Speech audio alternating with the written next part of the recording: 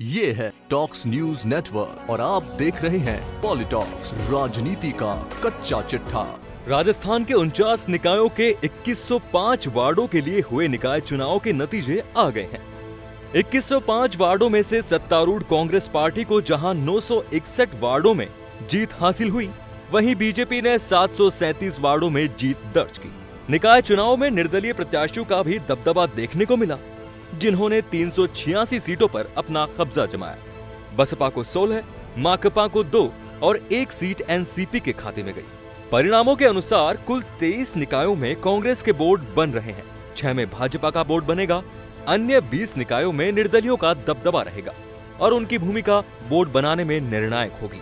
49 में से चित्तौड़गढ़ और आमेठ 2 ऐसे निकाय रहे जहां निर्दलियों का खाता तक नहीं खुल सका। वहीं 3 नगर निगमों में उदयपुर और बीकानेर में भाजपा आगे है, जबकि भरतपुर में निर्दलियों का दबदबा रहा। जिस तरह के निकाय चुनाव के परिणाम हैं, उससे स्पष्ट हो गया है कि पहले विधानसभा चुनाव, फिर उपचुनाव और अब निकाय चुनाव में कांग्रेस का पंजा कमल के फूल पर भारी पड़ा है। शहरी निकाय चुनाव के इन परिणामों पर कांग्रेस के नेताओं व अधिकारियों ने संतुष्टि व्यक्त की, लेकिन बीजेपी इसे स्वीकार करने के बजाय इस जनादेश को कांग्रेस के खिलाफ बता रही है।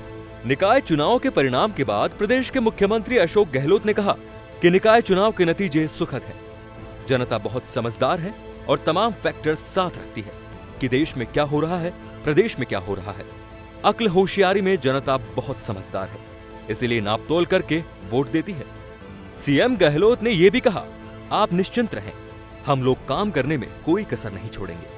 कांग्रेस के प्रदेश अध्यक्ष व उप मुख्यमंत्री सचिन पायलट ने इस जीत को कार्यकर्ताओं, संगठन की मेहनत और राज्य सरकार के जनहितैषी फैसलों का परिणाम बताया।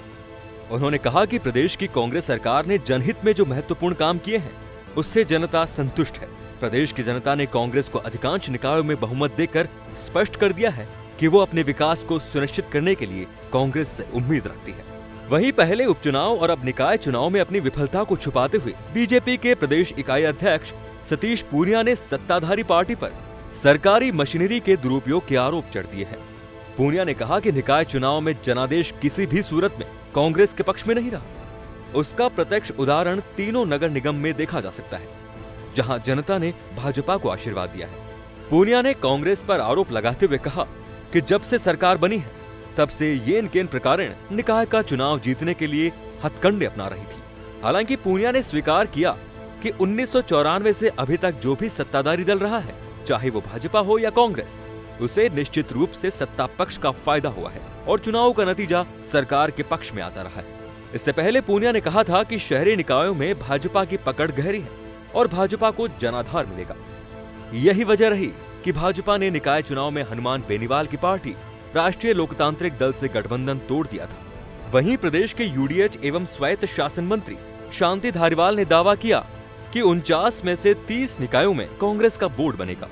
धारीवाल ने कहा कि कांग्रेस ने बेहतरीन प्रदर्शन किया है और जनता ने सरकार की शहरी विकास नीतियों को समर्थन दिया। धारीवाल ने भाजपा प्रदेशाध्यक्ष सतीश पूनिया और प्रदेश भाजपा पर तंज कसते हुए कहा कि भारतीय जनता पार्टी द्वारा दावा किया जा रहा है कि शहरी मतदाताओं पर उनकी पकड़ मजबूत है, लेकिन निकाय चुनाव के परिणामों से उनका ये अभिमान चूर चूर हो गया है।